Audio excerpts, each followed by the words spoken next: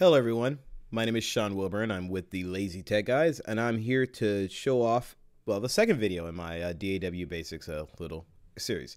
So the first video actually just showed off the range window and just showing how that part is arranged, how to jump around, how recording happens in it. This one here is just going to kind of go over the mixer, explaining what it does and how it's arranged a little bit, and just kind of how the process of mixing goes when you're creating music. Now, just so you know, I've been having some computer issues with some glitching going on here with the audio drivers. So if you hear a little computerized sound, stick tight out. As soon as I catch it, I'll remove it. Just so you know, I'll take a quick second. You'll see me remove it, and then I'll continue on. All right, so now most mixed computer programs have the mixers. You can get to them by different ways. Usually there's a key command that you can hit, or there's a button at the top, the bottom left, like over here in Logic, or in the bottom right here in the case for this program, which is Studio One. I'm going to press mixer, and it's going to bring up the mixer window here. Now, I've already done a little pre-mixing, meaning that I've already got a little effects in there, but nothing too crazy. I just kind of left the mix a little bit raw in here. I'm not going to take the time to do a full professional mix. I'm going to just go ahead and try to get a quick one going on here. Now, each different track is separated out, and the key of mixing, it really helps out to have everything separated out, not everything in a stereo track. So if you're getting a stereo set of beats from somebody that you're going to do something on, you can spend time mixing with your vocals, but you're not going to be able to do anything with a stereo beat except for throw a little EQ on there. If you can, always try to get the individual raw tracks, as it makes that much of a difference with the resulting outcome. When you're composing music from scratch, you pretty much have all the individual tracks, so you're ready to roll. All right, so let's get started. I'm gonna go ahead and start playing the song and start putting it all together. So here we go. Now the song, it happens to be an original song that I put together, so there's no copyright problems here. This thing was copyrighted years ago, so here we go.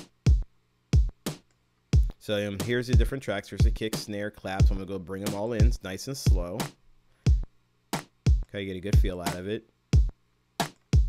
Maybe bring the kick down a little bit. Goes that. And then I have a lot of hi-hats in this song, so I'm gonna start bringing them in here. Now in mixing, normally you'd spend more time, you spend time getting the EQs right, and you spend time on every individual instrument, like soloing out this instrument, a hi-hat here for example, and then say, oh, let me listen to it, check it out here, check it out. You may spend some time EQing it. So say, okay, that's great. That's what I'm looking for. Great. Now it stands out a little bit more, and then continue on. Now I'm building this song from the drums up, and the reason why is because this song here is the drums are a focus of the song. If you have a song where the vocals are a focus, and you might want to build from the drums, or maybe whatever part you feel is like the most important part of the song. So. Crash in there, have it panned off to the side. You usually try to do as much as you can to pan things off to the off center, that way so you can well, simply that way so you can kind of open up the middle range. Usually kick drums, bass drums, vocals usually stay in the center, and everything else usually you try to pan off somewhere else just to add clarity to it. If you leave too much stuff in the middle, it gets kind of muddied very quickly.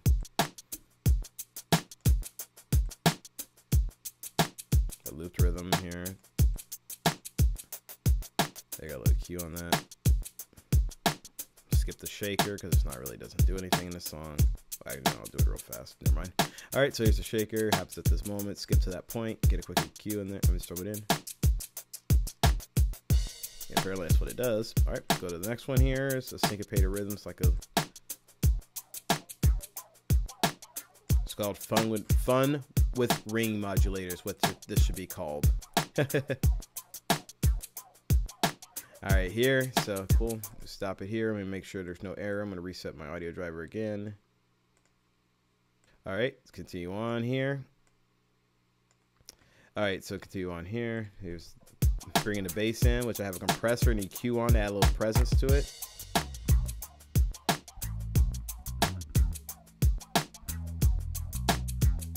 And then put the guitar part in here, panned off to the left. Done in particular, clear up the middle spectrum, and the other guitar off to the right, doing the chords. I have some EQ and some choruses on those right now, adding some effects to it, and you balance them in there so it feels good in there. If you listen to something, it's like, oh, that's a problem, you can solo it out, usually with the S button that's located somewhere on that mixer, and then you can find it, fine-tune a particular plugin, get the panning fixed, and then you unmute it and continue on with your recording. Excuse me, what you're mixing.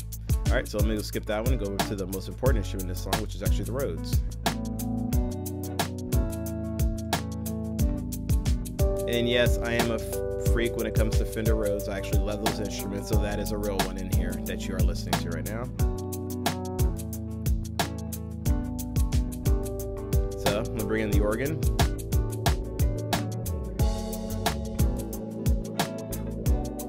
Now I am not a freak of nature with organs, so that organ is definitely not a real organ. I'm gonna bring in the strings.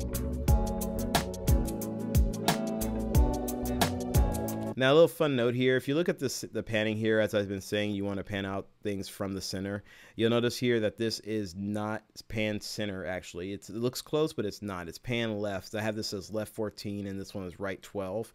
Really, what it is you get them close to the center because I want it to be a major instrument. I want it to kind of feel complete. Like if I solo out that and I solo out the rest of the drums and the rest of the pretty much everything else, I want it to have a good feel to it.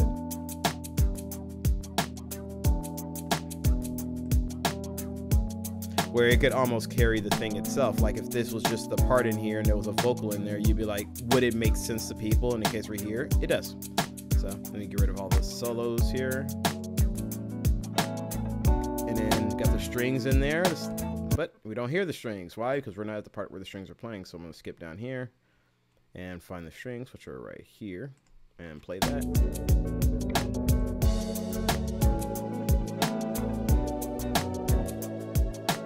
And then one more instrument.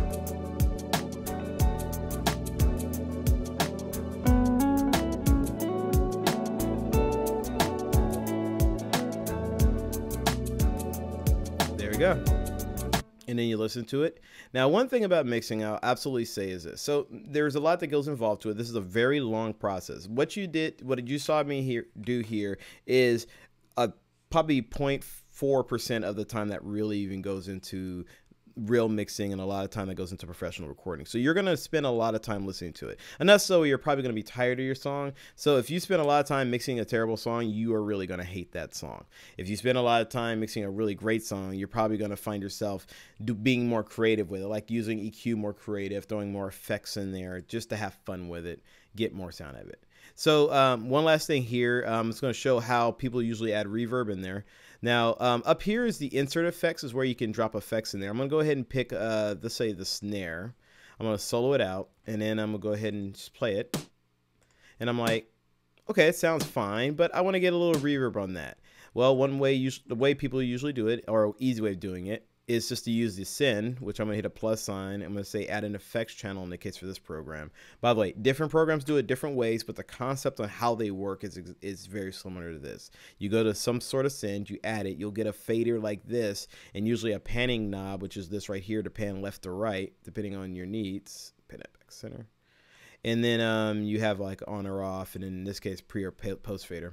Then I'll go ahead and just play it. And you can hear this and like, okay. And then on this channel, you can go ahead and add a particular reverb or delay or effect that you may go to aim for. So I'm going to add the open air. It's a little kind of convolution reverb program. I'm going to go ahead and go to Hall, medium Hall, back west Hall, whatever that is. Always make the mix 100%. That way you don't have original signal in here. You only have that, and you can bring it down, hit play, and then you hit it. And you end up with reverb. Cool thing about audio programs is that nothing is ever final. I can go back in here and say, you know what, I was wrong about that reverb. I'm going to go with the big theater.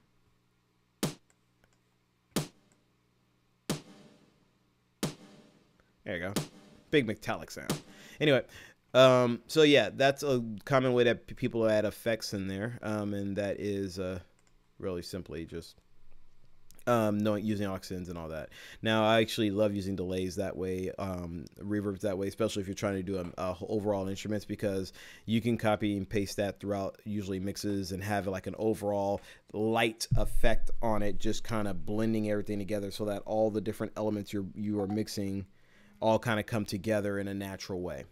Other little things is just spend a lot of time listening to the song, picking out each different instrument, and really spend time on each different one. Like, I know it will get tiresome when you get to the 15th track and you have like 15 more to go, that you spend time EQing and soloing, but spend the time doing so. It really pays off at the end, because remember, once you do it, you can save it and you don't have to do it again. And also, breaks. It is very imperative to take breaks and save your ears. Mixing through headphones is difficult, but mixing through speakers is suggested. In either situation, make sure you take breaks. Like maybe for every hour of mixing, you just get up and take a break, get some fresh air, go listen to kids or something. I don't know, whatever. Just do something, play a video game. There you go. All right, so but just get it out of your head and then come back with a fresh ears, and then you continue on with the project and continue on listening and getting it right. So, all right. Well, I hope it just explains just kind of how some of the basics works on recording, just kind of how it starts off, kind of how it works a little bit. There's a lot more that goes into it, and I'll be showing that in future videos, maybe like explaining why I'm spinning particular EQs and compression pedals, how you can use them to change a different kind of sounds, and you'll get more of that here in the near future. All right, so once again, this is Sean Wilburn from the Lazy Tech Guys. You can email me at comments@lazytechguys.com or call at 707-722-5299. That's a group line there. You can give us a call, and then we'd love to hear from you. Have any questions for me, please shoot them to those sources, and I'd love to hear from you. All right, I hope this starts to explain how music gets put together and, some of the fun that happens in there. All right, and one last thing. If you actually did like the track that I'm putting together, I am working on making this like an upcoming single. Look at me, big fancy names. Anyway, so this will be released eventually in the near future. It's called What You're Looking For. Pretty cool track that was written a little while back. So, all right, hope you enjoyed it. I'll be back in the future. Talk to you soon.